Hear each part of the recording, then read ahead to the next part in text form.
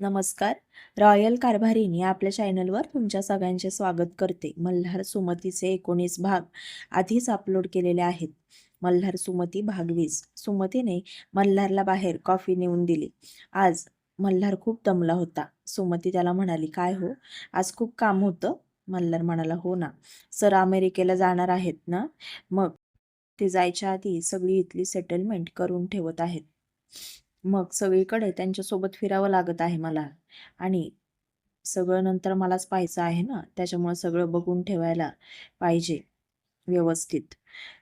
आज काय काय केलं मग सुमती दिवसभर? सुमती म्हणाली, काय करणार? अहो, घरातलं सामान संपलं होतं, त्याची लिस्ट करून आईंना दिली. आणि हो, आई म्हणत होत्या की मावशी त्यांना कोकणात फिरायला नेणार आहेत. मल्हार म्हणाला, अरे वा, चांगलंय की, मग जाऊ दे मग आईला. मी उद्या जाताना सोडतो तिला ऑफिसला मावशीकडे. अहो, आई म्हणत होत्या तुम्हाला दोघांना वेळ असला तर तुम्हाला पण बोलवलं होतं तिने. मल्हार म्हणाला, सुमती आपण जाऊयात. मी 1 महिन्यानंतर आठवडाभर सुट्टी काढणार आहे, आधीच सरांना सांगितलं आहे. सर म्हटले, ठीक आहे, तुझं नवीन नवीन लग्न झालं आहे तर तुला तरी काय बोलणार मी, जा म्हटले आठवडाभर बायकोला घेऊन फिरायला. पण आत्ता नको, आता जरा कामं भरपूर आहेत, पुढच्या महिन्यात जाऊयात. सुमती मल्हारला म्हणाली, काय हो, मी पण जाऊ का आईंसोबत? मल्हारने कॉफीचा मग आता बाजूला केला आणि तिला म्हणाला, कुठे जाऊ का? सुमती आता त्याच्या शेजारी बसली आणि त्याला म्हणाली, अहो, आई म्हणत होत्या तू एकटीच घरात राहशील, त्यापेक्षा माझ्यासोबत चल, म्हणजे तुझी ट्रिप पण एन्जॉय होईल, मावशीची ओळख पण होईल तुझी. मल्हार सुमतीला म्हणाला, सुमती खरंच तू तिकडे ट्रिप एन्जॉय करशील, पण माझं काय होईल ग? मला करमेल का तुझ्याशिवाय? हा विचार केलास का तू? सुमती आता त्याला म्हणाली, अहो, पण आई म्हणत होत्या मला एक ठरायची सवय आहे, मग राहा की आता आठवडाभर. एक आठवडाभर तर राहायचंच आहे, त्याला काय होतंय? मल्हारने आता कप बाजूला ठेवला आणि सुमतीच्या तोंडात तोंड घातलं आणि तिला पॅशनेटली किस करायला लागला. 5 मिनिटं किस करून झाल्यानंतर दाराची बेल वाजली आणि सुमती लगेच त्याच्यापासून लांब झाली आणि त्याला म्हणाली, आई आल्या वाटतं.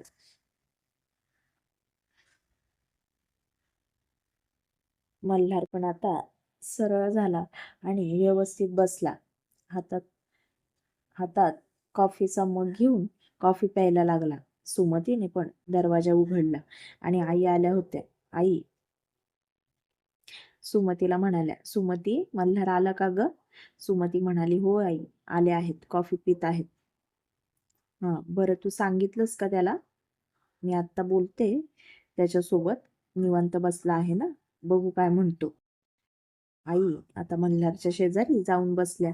सुमती तिथेच डायनिंग टेबलवर ती भाजी निवडत होती आणि आई मल्हारला म्हणाले, मल्हार, अरे आलास का तू? आज खूप दमला आहेस रे.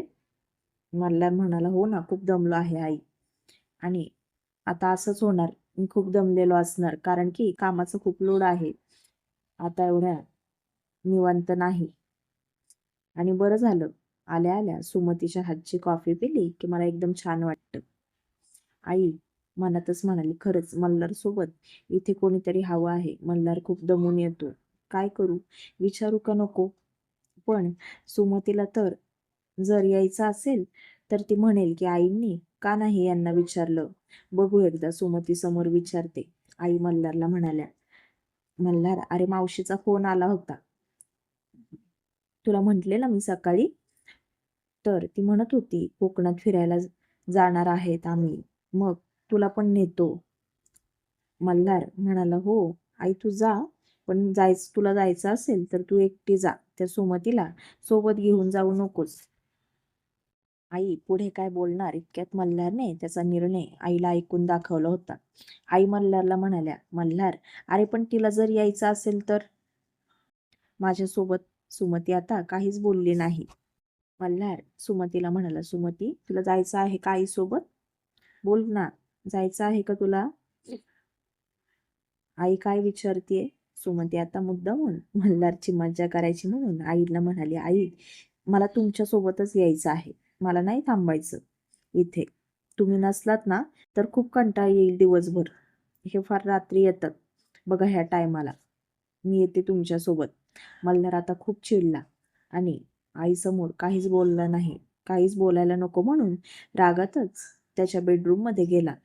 तो आतमध्ये गेला तसा सुमती आईच्या जवळ येऊन बसली आणि आईंना हळूच म्हणाली, आई, आपण एक छोटंसं नाटक करूयात ना, की मी तुमच्यासोबत येते असं त्यांना भासूयात. पण मी तर येणारच नाही त्यांना सोडून. मला यायचं नाही. कारण की त्यांच्याशी त्यांची अशी इच्छा आहे की मी नको यायला. मग मी नाही येणार. पण त्यांनी कसं प्रियाला घेऊन, तुम्हाला घेऊन एक छोटंसं नाटक केलं होतं, तसंच मी पण करणार आहे आहे आता त्यांच्यासोबत. आई म्हणाल्या, तुम्ही दोघंही नाटकं करा, पण त्याच्यात मला घेऊ नका. तुम्हाला काय करायचंय ना ते करा. सुमती आईंना म्हणाली, आई प्लीज एकच दिवस, प्लीज ऐका ना. मी मुद्दामून त्यांच्यासमोर बॅग भरायला घेते. आई म्हणाल्या, ठीक आहे, पण मी गेले की व्यवस्थित राहायचं, समजलं? आईने आता त्यांची बॅग भरायला घेतली. सुमती सुद्धा स्वयंपाक करून बेडरूममध्ये आली. मल्हार तर फुगूनच बसला होता बेडवरती. पुस्तक वाचत बसला होता. सुमती आता आली तशी मल्हारने लगेच तिच्याकडे पाठ केली. सुमती त्याला म्हणाली, काय हो, तिथे समुद्रावर फिरायला जायचं आहे. कुठला ड्रेस घालू? तुम्ही घेतलेला वन पीस घेऊन जाऊ का? मल्हार सुमतीला म्हणाला, तुला काय घालायचंय ना ते घाल, नाहीतर जा अशीच. सुमती आता बेडवरती आली आणि हळूच त्याच्या कानात म्हणाली, काय हो, असं का म्हणताय? आणि तुम्हाला चालेल का मी अशीच गेलेली? मल्हार सुमतीला म्हणाला, सुमती, माझं आज डोकं फिरलं आहे. त्यात तू माझं डोकं खाऊ नकोस. नवऱ्याचं न ऐकणाऱ्या बायका मला आवडत नाहीत. तुला मी म्हटलं होतं ना की नाही जायचं म्हणून. तरी का जायचं आहे तुला? दिवसभर काम करून येईल, पण घरी आल्यावर घर खायला उठेल मला की नसलीस तर. तुला कळत कसं नाही ग? सुमती मल्हारला म्हणाली, अहो, जेवण तयार आहे, चला ना जेवायला, गरम गरम जेवून घ्या. मल्हार सुमतीला म्हणाला, नकोय मला जेवायला. सुमती मल्हारला म्हणाले, ठीक आहे, तुम्ही जेवणार नसाल ना तर मला सुद्धा जेवायचं नाही. मल्हार सुमतीला म्हणाला, सुमती, काय नाटकं लावलीस ग तू? मी नाही खाल्लं की तू पण खाणार नाहीस का? सुमती म्हणाली, हो, नाहीच खाणार मी. चला ना जेवून घ्या. मल्हारने आता पुस्तक टेबलावर ठेवलं आणि रागातच बाहेर जाऊन बसला. सुमतीने सगळं जेवण गरम केलं आणि बाहेर डायनिंग टेबलवर ठेवलं. आईंना सुद्धा बोलवलं तिने आणि तिघांनी पण जेवून घेतलं. मल्हारने हात धुतले आणि आईला म्हणाला, आई, तुला जायचं असेल तर तू एकटी जा. आठवडाभर नाही, चांगली महिनाभर राहा. माझी काहीच हरकत नाही, पण हिला न्यायचं नाही, मी आधीच सांगून ठेवतोय. मल्हारने आता रागातच नॅपकिनला हात पुसला आणि बेडरूम मध्ये निघून गेला. मल्हार रूम मध्ये गेला तसा आई आणि सुमती गालातल्या गालात हसायला लागल्या. सुमती, तुझं काही खरं नाही बाई. आता 8 दिवस काय, एक क्षण सुद्धा तुला तो सोडणार नाही. सुमतीने आता सगळं आवरलं किचन मधलं आणि बेडरूम मध्ये आली आणि बघते तर मल्हारने तिचे सगळे कपडे अस्ताव्यस्त करून ठेवले होते आणि बॅग सुद्धा त्याने कपाटाच्या वरती ठेवली होती. सुमतीचा हात सुद्धा तिथे पोचणार नव्हता अशा ठिकाणी त्याने तिची बॅग ठेवली होती आणि हा मस्तपैकी ब्लँकेट अंगावर घेऊन झोपला होता. सुमतीला आता हसायलाच येत होतं आणि ती मनातच म्हणाली, किती प्रेम करता हो माझ्यावर. सुमती मल्हारला म्हणाली, काय हो, असं करतात का? आणि माझे कपडे अस्ताव्यस्त करून ठेवले आहेत असे. माझ्या साड्यांच्या घड्या सुद्धा मोडून ठेवल्या आहेत सगळ्या. आणि बॅग एवढ्या वरती का टाकलीत माझी? माझा हात तरी पोचेल का तिथे? असं वागतात का? सुमती, तुला माझं ऐकायचं नाही ना, मग मी असंच वागणार. तुला सांगून पटत नाही ना. शेवटी तुला मला सोडून जायचंच आहे, राहायचंच आहे ना तिकडे जाऊन. 8 दिवस चांगली मजा मारायची आहे तुला, म्हणून चालली आहेस ना? सुमती आता म्हणाली, अहो, मजा नाही हो, पण मला करमणार नाही घरात. मल्हार सुमतीला म्हणाला, सुमती ऐक ना, अगं आज साईटवर जायचं होतं ना, 2-3 मीटिंग अटेंड करायच्या होत्या, म्हणून मला उशीर झाला. पण तू घरात एकटी असलीस की मी लवकर येईल ना घरी, एवढा नाही उशीर लावणार. खरंच तुझी शपथ. सुमती त्याला म्हणाली, हो, पण आता मी आईंना सांगितलं आहे मी येते म्हणून, आणि आईंनी मावशींना सुद्धा सांगून टाकलं आहे की माझ्यासोबत माझी सून येणार आहे. मग माझ्यासाठी एक्स्ट्रा सीट त्यांनी ठेवली आहे. मल्हार म्हणाला, काय प्रॉब्लेम आहे?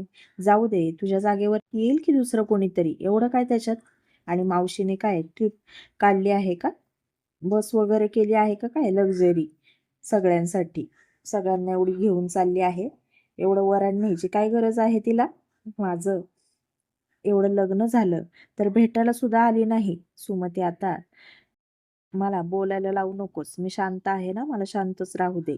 आणि तू जायचं नाही म्हणजे नाही, एवढं लक्षात ठेव, असं म्हणाला आणि तिच्याकडे पाठ करून झोपला. सुमतीने आता तिच्या साड्यांच्या घड्या घालून कपाटात ठेवल्या. सगळे कपडे आवरून ठेवले. मल्हार आता सुमतीचाच कानोसा घेत होता आणि तिच्याकडे पाहत मात्र नव्हता. सुमतीने आता लाईट घालवली आणि मल्हारच्या ब्लँकेटमध्ये आली. मल्हारला पाठीमागून घट्ट मिठी मारली आणि मल्हार तिला म्हणाला, हो बाजूला, अजिबात मला मिठी मारून झोपायचं नाही. आणि तुला जायचं असेल ना तर जा, समजलं? उगाचच मला तुझी सवय लावू नकोस. हो बाजूला, हो बाजूला चल, असं म्हणाला आणि सुमतीला त्याने ढकललं. मल्हारचा हात सुमतीच्या चेहऱ्यावरती जोरात लागला आणि ती म्हणाली, आई ग, आणि तिच्या डोळ्यात पाणी आलं. मल्हारने लगेच तिच्याकडे पाहिलं आणि तिला म्हणाला, बघू कुठे लागलंय मला? सुमती, मी रागात असलो ना की मी कोणाचाच नसतो, एवढं लक्षात ठेव. जोपर्यंत शांत आहे तोपर्यंत शांत आहे. दाखव मला कुठे लागले. सुमती मल्हारला म्हणाली, राहू दे, त्या दिवशी खूप मोठ्या बाता मारत होतात. मी आता तुला तुझ्या डोळ्यात कधीच पाणी आणणार नाही, असं तसं खूप काय काय बोलत होतात ना. आणि आता हे काय? सुमती, सॉरी, पण हा त्रागा फक्त तुझ्यासाठी आहे. तू माझ्यापासून इतक्या दिवस लांब चालली आहेस म्हणून आहे. अगं आता एक क्षण सुद्धा मी तुला माझ्यापासून लांब जाऊन देणार नाही. 8 दिवस तर लांबच राहिले, असं म्हणाला आणि सुमतीच्या डोळ्याला डोळ्यावर किस केला मल्हारने आणि तिला त्याच्या मिठीत घेऊन झोपला. सुमती आज लवकर उठली आणि पटपट तिने तिचं आवरलं. मल्हार सुद्धा उठला, ब्रेकफास्ट केला. आई पण ब्रेकफास्ट करायला आल्या त्यांचं आवरून. सुमतीला आई म्हणाल्या, सुमती, अगं सगळं व्यवस्थित ठेव बर का, म्हणजे मल्हारच्या हाताला लागेल, कारण की आपण दोघीही घरात नसणार. असं मुद्दामून मल्हारच्या समोर बोलत होत्या. मल्हारने पटपट नाश्ता केला, त्यांच्याकडे लक्षच दिलं नाही आणि त्यांच्या बेडरूममध्ये गेला. बेडरूममध्ये गेल्यावरती सुमतीसाठी मल्हारने एक नोट लिहून ठेवली होती आणि त्याच्या साडीवरती ठेवून दिली. बाहेर आला. आई, मी येतो ग, असं म्हणाला. आई मल्हारला म्हणाल्या, मल्हार, अरे डबा घेऊन जा की, काल सुद्धा असाच गेलास. मल्हार आईला म्हणाला, नको आई, मला डबा, चाललोय मी, आज दुपारीच घरी येणार आहे लवकर, बाकीचं राहिलेलं काम घरी येऊन करेल. आईच्या हातात मल्हारने पैसे दिले आणि तिला म्हणाला, राहू दे, गोळ्या आठवणीने घेऊन जा, समजलं? आणि फक्त 8च दिवस मावशीकडे राहायचं आहे, नंतर घरी निघून यायचं आहे आपल्या, समजलं का? मला करमणार नाही तुमच्याशिवाय, असं म्हणाला आणि बाहेर निघून पण गेला. सुमती सोबत काहीच बोलला नाही. आई सुमती जवळ आल्या आणि सुमतीला म्हणाल्या, सुमती, तुझा नवरा तुझ्यावर खूप रुसलाय वाटतं. आता त्याचा रुसवा काढ बाई. माझं आता आवरून झालेलं आहे, मला कॅब बुक करून दे, म्हणजे मी माझी जाईल. सुमती आईला म्हणाली, आई, मी सोडायला येऊ का तुम्हाला? आई म्हणाल्या, नको, राहू दे, मी जाईल माझी मी एकटी. तसंही मीच जाते, मल्हार मला कॅब बुक करून देतो, मग मी जायचे. सुमती म्हणाली, बरं ठीक आहे, तुमचं आवरून झालं की मला सांगा, मी कॅब बुक करून देते तुम्हाला. मल्हार आता त्याच विचारात होता गाडी चालवत, की सुमती जाईल का नाही. पण त्याला त्याच्या प्रेमावरती विश्वास होता. त्याला त्याचं मन सांगत होतं की सुमती जाणार नाही तुला सोडून. आईचं आवरून झालं आणि सुमतीने आईंना कॅब बुक करून दिली. त्यांचं सामान खाली घेऊन आली. सुमती आईंना म्हणाली, आई, मावशीकडे पोचल्यावर मला आठवणीने फोन लावायचा. आई म्हणाल्या, हो लावते. आणि सुमती पण निघून आली वरती बेडरूम मध्ये गेली तर पाहते तर तिच्या साडीवरती मल्हारने एक नोट लिहून ठेवली होती. तिने ते उघडलं आणि पाहते तर त्याच्यात असं लिहिलं होतं साहेबांनी, की तू जर गेलीस ना आईसोबत तर मी 8 दिवस जेवणारच नाही, अन्नाचा त्याग करणार. मग मला काय झालं तर त्याला जबाबदार फक्त माझी बायको असेल, असं लिहिलं होतं. आणि पुढे I love you Sumati so much. आणि त्याच्यासमोर भरपूर हात काढले होते. सुमतीने ती चिठ्ठी तिच्या हृदयाजवळ कवटाळली आणि म्हणाली, मी अजिबात तुम्हाला सोडून जाणार नाही. I love you Malhar. लवकर या घरी, मी वाट पाहत आहे तुमची, असं म्हणाली आणि त्यावरती एक किस केला. पुढील भाग पाहण्यासाठी चॅनलशी कनेक्टेड राहा.